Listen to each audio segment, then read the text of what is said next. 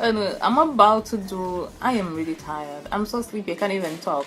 But I'm about to do a hot oil treatment. I hope you enjoy watching it. And don't forget to like, comment, subscribe, and share.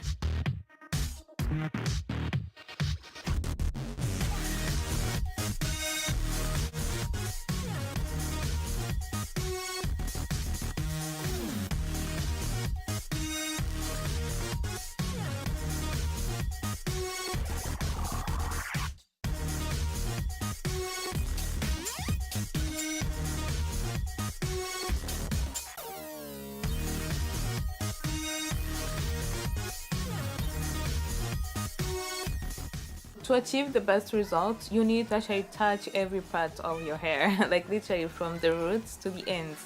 Massage it thoroughly. If you can find a comb it through slowly.